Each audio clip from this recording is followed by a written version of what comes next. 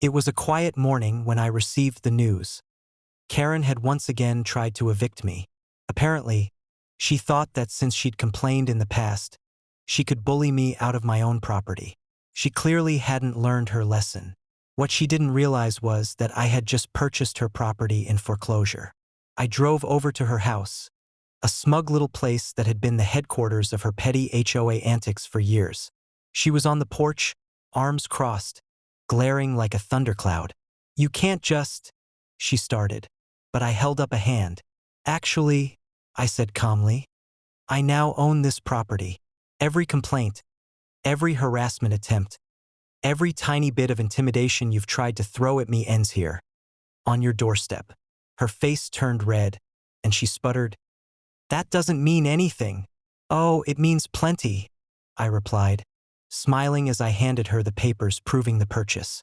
"And since I own this property, I also control access, HOA privileges, and everything else attached to it." Her guests, a few HOA enforcers who had come along for moral support, froze. They hadn't anticipated this.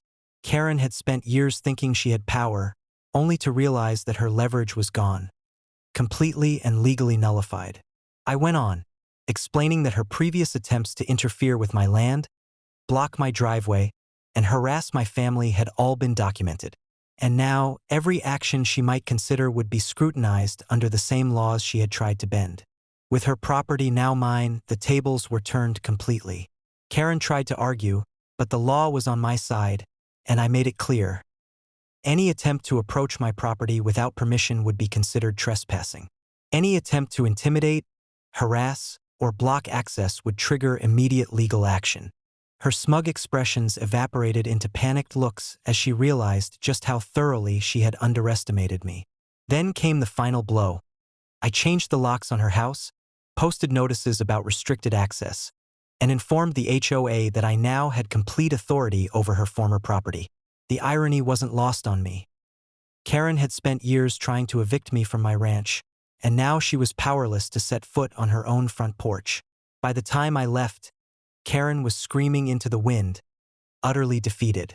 Her HOA enforcers retreated, and I returned home to my ranch, knowing that I had not only protected my property, but also secured a significant victory by legally acquiring the source of her power. From that day on, Karen's presence near my land was non-existent. Neighbors whispered about how her empire had crumbled and how she had learned, the hard way, that crossing me came with irreversible consequences. My ranch remained peaceful, my property rights intact, and Karen's attempts at intimidation were permanently silenced. Lesson learned. Some battles aren't won by confrontation alone. They're won with preparation, strategy, and legal mastery.